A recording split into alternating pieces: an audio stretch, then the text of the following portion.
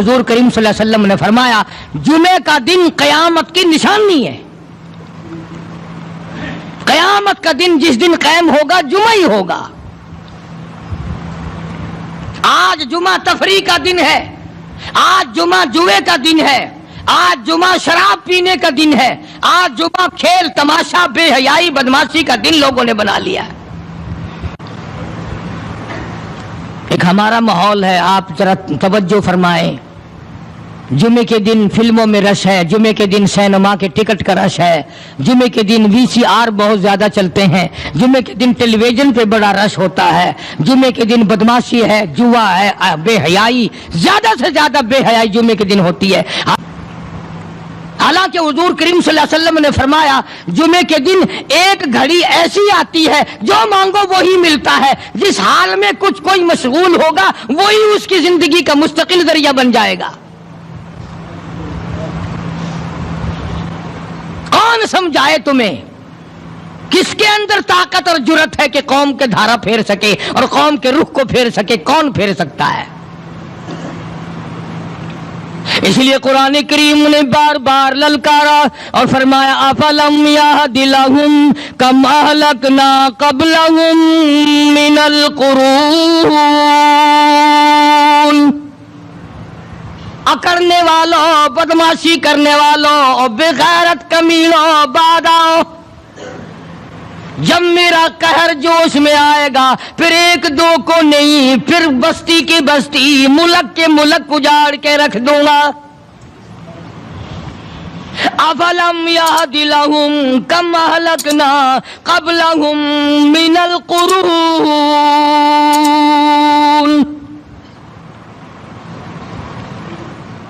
میں نے قرن کے قرن اجاڑ دیے، میں نے روئے زمین کے مالک اجاڑ دیے، میں نے ملکوں کے بادشاہ اجاڑ دیے، میں نے وزیر اعظم اجاڑ دیے، میں نے گورنروں سے بھیک کے ٹکڑے منگوا دیے. میں وہ خدا ہوں وَتُعِزُّ مَن تَشَاءُ وَتُذِلُّ مَن تَشَاءُ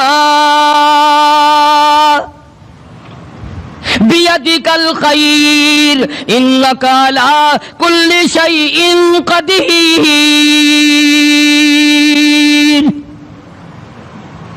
سارا نظام میرے ہاتھ میں ہے. تبارک الذی بیدہ الملک. برکتیں میرے پاس ہے، رحمتیں میرے پاس ہے، خیر میرے پاس ہے، بھلائی میرے پاس ہے، سلامتی کے خزانے میرے پاس ہے، امن کے خزانے میرے پاس ہے. وہو علی بیدہ الملک. ملک میں راج میرا. وہو علی کل شیء قدیر. ذرے ذرے پہ قبضہ میرا، پتے پتے پہ قبضہ میرا، پہاڑ کی ایک ایک کنکر پہ قبضہ میرا، سمندر کے قطرے قطرے پہ قبضہ میرا. تو ہوتا کون ہے اکڑ کرنے والا؟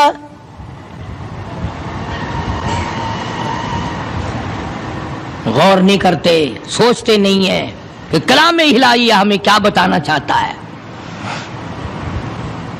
جناب عثمان رضی اللہ تعالیٰ عنہ فرماتے ہیں اور لوگوں میں نے ساری زندگی گزار دی اسلام کے بعد جس دن سے میں نے کلمہ پڑھا آخری دم تک کوئی جمعہ ایسا نہیں، کوئی جمعہ ایسا نہیں گزرا اللہ کے نام پر میں نے ایک غلام خرید کے آزاد نہ کیا ہو.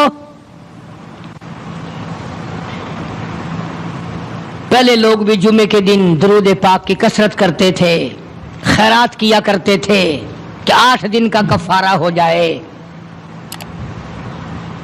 اللہ تبارک و تعالی راضی ہو جائے. آج کے دن قیامت آئے گی، نہ جانے میرا کیا حال بنے گا، کن لوگوں میں میرا شمار ہوگا.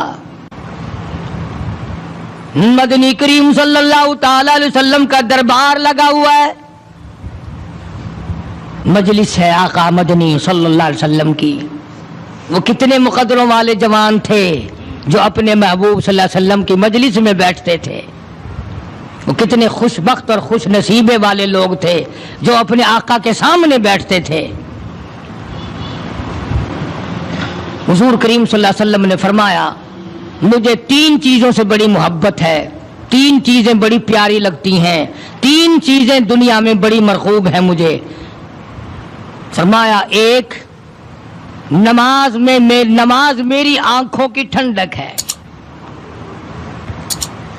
سرکار کی پسندیدہ بات سنو، فرمایا نماز میری آنکھوں کی ٹھنڈک ہے، جو نماز پڑھتا ہے وہ میری آنکھوں کو ٹھنڈا کرتا ہے، جو نماز نہیں پڑھتا کیا مطلب؟ وہ مجھے رنج دیتا ہے۔ اور جامع ترمذی میں ایک حدیث موجود ہے، ارشاد ہے حضور کریم سب کہہ دو صلی اللہ علیہ وسلم کا، فرمایا کہ ہر پیر کے دن، ہر جمعرات کے دن ہر امتی کا نامہ اعمال میرے سامنے پیش کیا جاتا ہے۔ ہر امتی کا اعمال نامہ سرکار کے سامنے کر دیا جاتا ہے، تیرے فلاں امتی کا یہ عمل ہے۔ ذرا مسجد میں بیٹھے ہو، قبلے کی طرف منہ کیے بیٹھے ہو، لوگوں سوچو تو صحیح ہمارے اعمال نامے دیکھ کر آقا کو کتنا رنج ہوتا ہوگا، ہمارے کردار دیکھ کر، ہماری روسیائی کو دیکھ کر آقا کو کتنا رنج پہنچتا ہوگا صلی اللہ علیہ وسلم۔ ارے ہم نے حضور کی ذات اقدس کو رنج پہنچایا، پریشانی پہنچائی، تکلیف پہنچائی،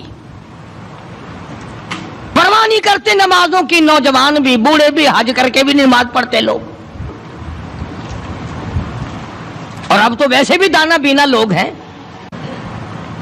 تو آپ نے ارشاد فرمایا کہ میری آنکھوں کی ٹھنڈک نماز میں ہے، تین چیزیں مجھے پیاری ہیں پوری دنیا میں، تین چیزیں پسندیدہ ہیں میری۔ سب سے پہلی فرمایا نماز میری آنکھوں کی ٹھنڈک ہے، قرۃ عینی فی الصلاۃ او کما قال النبی صلی اللہ علیہ وسلم، فرمایا جس آدمی، جس امتی کا یہ دل کرے کہ میں نبی کی آنکھ ٹھنڈی ہو، اسے چاہیے کہ نماز پابندی سے پڑھے۔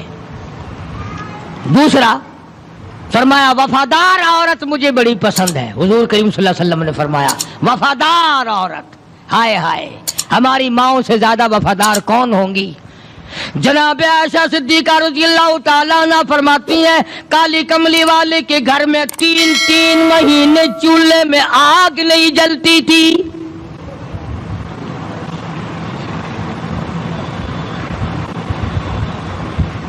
دوسروں کے واسطے ہے سیم و زر و گوہر، اور اپنا یہ حال ہے کہ چولہا ہے بجھا ہوا۔ جناب عائشہ صدیقہ رضی اللہ تعالیٰ عنہ فرماتی ہیں ہمیں 24 گھنٹے میں ایک پانی کا پیالہ اور ایک کھجور کا دانہ ملا کرتا تھا۔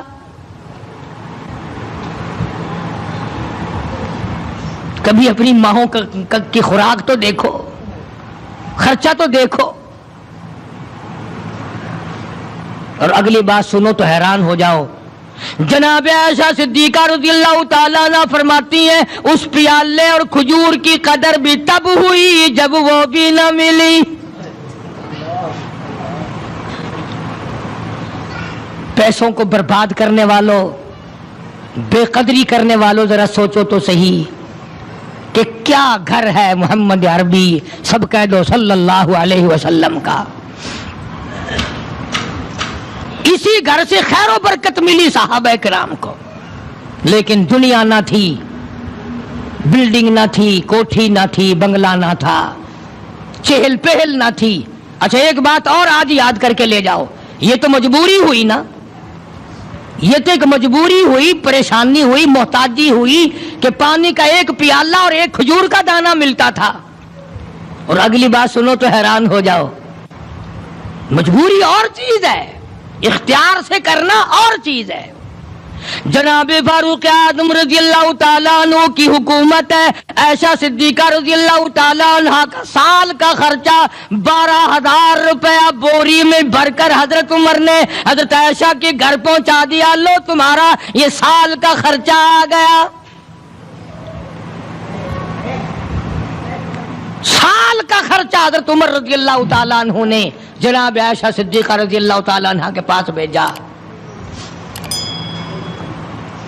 اتنا بڑا بورا بھر کر آیا۔